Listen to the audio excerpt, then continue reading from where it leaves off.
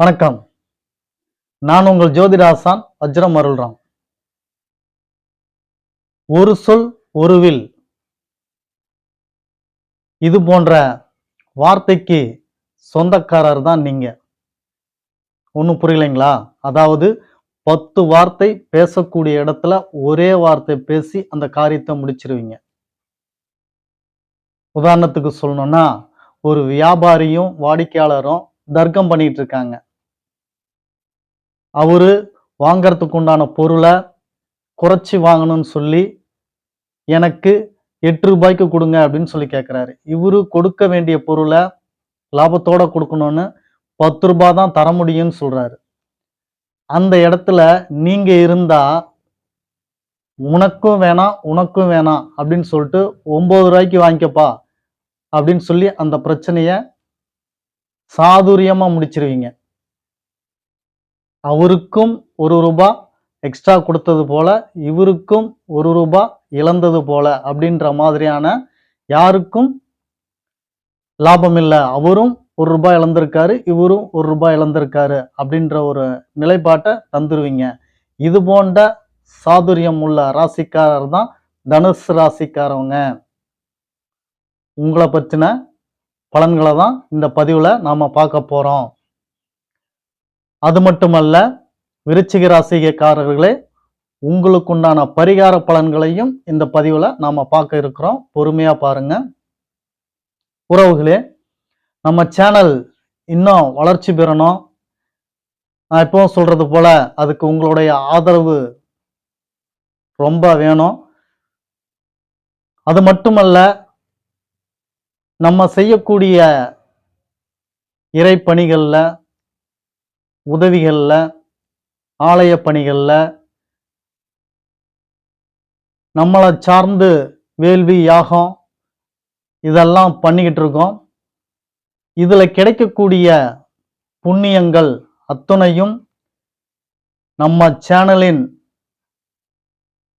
Subscribe செய்த வாடிக்கையாளராகிய பார்வையாளராகிய உங்களுக்கும் போய் சேரணும் அப்படின்ற ஒரு எண்ணத்துல தான் உங்களை இதுல இணைச்சி நீங்களும் இதுல சேர்ந்து நன்மை அடையணும் அப்படின்னு சொல்லிக்கிறோம். அதுக்கு நீங்க பண்ண வேண்டியதெல்லாம் ஒன்னே ஒண்ணுதான். நம்ம சேனலை சப்ஸ்கிரைப் பண்ணுங்க. உங்களுடைய உறவுகள், சொந்தங்கள், நட்புகள் மற்றும் சுற்று பக்கத்தில் உள்ளவர்கள் அத்தனை பேருக்கும் நமது சேனலை சொல்லி சப்ஸ்கிரைப் பண்ணுங்க. பெல் பட்டனை அழுத்திக்கோங்க. லைக் பண்ணுங்க, ஷேர் பண்ணுங்க. வாங்க நண்பர்களே, பதிவுக்குள்ளார போவோம்.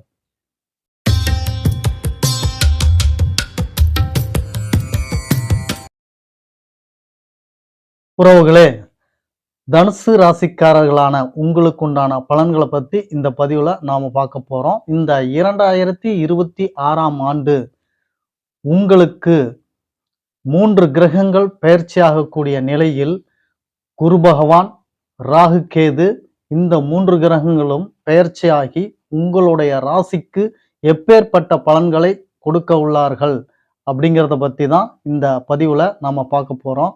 முதல்ல குரு பகவான் உங்களுக்கு உச்ச இடத்தில் அமர்ந்து 12, 2, 4 இந்த இடத்தை பார்த்து உங்களுக்கு பலனை கொட்டி கொடுக்க போறாரு. என்ன அப்படின்னு சொல்லி கேக்குறீங்களா? 2ஆம் பாவகத்தை குரு பகவான் பார்க்கறதுனால உங்களுக்கு பொருளாதார சிறப்பு மேலோங்கும். பொருளாதார தடை, சிக்கல் இவையெல்லாம் முடிஞ்சு பொருளாதாரத்துல வளர்ச்சியும் ஏற்றமும் முன்னேற்றமும் இருக்கும். வீட்டுல மகிழ்ச்சி இருக்கும், சந்தோஷம் இருக்கும். மற்றவங்க இடத்துல உங்க பேச்சு எடுபடாதுன்ற நிலை மாறி உங்களுடைய வாக்குக்கு மரியாதை இருக்கும். உங்களுடைய வாக்குக்கு இம்பார்ட்டன்ட், முக்கியத்துவம் தருவாங்க. அதே மாதிரி குடும்பத்துல பிரச்சனைகள், சண்டை சச்சரவுகள் இருந்ததெல்லாம் விலகி அமைதியும் சந்தோஷமும் இருக்கும். அடுத்து பார்த்தீங்கன்னா, சொத்து சுகம், மண்மனை, வண்டி வாகனம், தாயாரின் நிலை, கல்வி நிலை, சொந்த பந்த உறவுகள், இது அத்தனையும் உங்களுக்கு இந்த வருடம் மிக சிறப்பாக இருக்கும். இது அத்தனையிலும் பாதிக்கப்பட்ட நீங்கள் நிவர்த்தி அடைஞ்சி அது மென்மேலும் உங்களுக்கு சிறப்பு தரக்கூடிய வருடமாக இந்த வருடம் இருக்கிறது குரு பகவானின் பார்வையால். பள்ளிக்கூடம் ஒழுங்காக பிள்ளைகள் செல்ல மாட்டுகிறார்கள், பிள்ளைகள் படிக்க மாட்டுறார்கள் அப்படின்னு சொல்லி நினைச்சு கஷ்டப்பட்டுட்டு இருந்த நிலை மாறிடுச்சு. அவங்க ஒழுங்கா பள்ளியில படிப்புல கவனம் செலுத்துவாங்க, நல்ல மார்க்கு மதிப்பெண் பெற்று தேர்ச்சி பெறுவாங்க. அதுக்குண்டான கால நேரம் வந்துடுச்சு. வண்டி வாகனம் வீடு புதுசா வாங்கறதுக்குண்டான நிலைப்பாடு உங்களுக்கு வந்துடுச்சு. அதை தாண்டி அதற்கு மேல உங்களுக்கு தாயாருடைய சொத்துகள் கிடைக்கிறதுக்கு உண்டான வாய்ப்புகளும் சிலருக்கு உள்ளது. அதுபோல சொந்தம் பந்தங்கள்கிட்ட சண்டை சச்சரவுகள், பகை, எதிரி அப்படின்ற மாதிரி பார்த்துட்டு இருக்கக்கூடிய சூழ்நிலைய மாறி இப்போ உங்களிடம் அவர்களே தேடி வந்து நட்பு பாராட்டுவார்கள், பாசம் அன்போடு இருப்பார்கள், சொந்தம் பந்தம் உறவுகள் வலுக்கும். ரியல் எஸ்டேட்டு தனுசு ராசிக்காரர்களே, ரியல் எஸ்டேட் நீங்க பண்ணிட்டு இருந்தீங்கன்னா உங்களுக்கு ஒரு சிறப்பான காலகட்டம் இந்த காலகட்டம் அருமையாக இருக்கு. பிஸ்னஸை டெவலப் பண்ணிக்கோங்க, வளர்த்துக்கோங்க, லாபம் கொட்டி கிடைக்கும்.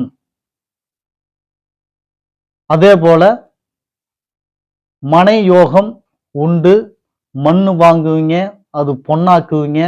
அது போன்ற காலம் இந்த தனுசு ராசிக்கு இந்த வருடம் இருக்கு. அடுத்தது பார்த்தீங்கன்னா, நாள்பட்ட வியாதியில அவதிப்பட்டு இருந்தவங்க, உங்களுக்கு நாள்பட்ட வியாதி குணமடைஞ்சு நீங்க அதுல இருந்து மீண்டு வருவீங்க. நிம்மதி போச்சு, நிம்மதியான உறக்கம் இல்லை அப்படின்னு நினைச்சிட்டு இருக்கவங்களுக்கெல்லாம் விடிவு காலம் வந்தாச்சு. உங்களுக்கு நிம்மதியான உறக்கம், நிம்மதி குரு பகவான் தரப்போகிறார். அதுக்கு அடுத்தது பார்த்தீங்கன்னா, காப்பீடு பாலிசி, நீண்ட நாள் சேமிப்பு, இதெல்லாம் போட்டு வைக்க முடியல அப்படின்னு சொல்லி முயற்சி பண்ணிட்டு இருக்கவங்களுக்கு இந்த வருடம் வாய்ப்பு. பாலிசி எடுக்கலாம், நீண்ட நாள் நிதி வைப்பு இதுல பணம் செலுத்தலாம். இது முடிஞ்சவங்க பணம் வரல அப்படின்னு நினைச்சிட்டு இருக்கவங்களுக்கு இந்த ஆண்டு கண்டிப்பாக பணம் வரும், அதை நீங்க எதிர்பார்க்கலாம். கடல் பிரயாணம், வெளிநாடு யோகம் சிலருக்கு அமையும், அமைச்சுக்குங்க, நன்மை தரும் அது. அதே போல விரய செலவு நீங்கி சுப செலவாக மாறக்கூடிய வருடம்தான் இந்த வருடம். தனுசு ராசிக்கார நண்பர்களே, உங்களுக்கு இப்பேற்பட்ட பலன்கள் எல்லாம் குரு பகவான் அள்ளி வழங்குகிறார். அவர் பெயர்ச்சிக்கு ஆன பிறகு, அதாவது கடக ராசிக்கு வந்த பிறகு இந்த பலன்கள் எல்லாம் உங்களுக்கு மிக அபரிதமாக நடக்க இருக்கிறது. அதுவரைக்கும் இந்த பலன்கள் நடக்க இல்லையா அப்படின்னு சொல்லி நீங்க நினைக்க வேணாம். இந்த பலன்கள் நடந்து கொண்டுதான் இருக்கிறது. 50% இப்பொழுது கிடைக்க கொண்டு இருக்கும். 100% குரு பகவான் பெயர்ச்சியான பிறகு கட்டாயம் நடக்கும் அப்படின்றதுல உங்களுக்கு சந்தேகம் வேண்டாம். சரி, விருச்சிக ராசி அன்பர்களே, உங்களுக்குண்டான பரிகார பலன்களுக்கு இப்போ வருவோம்.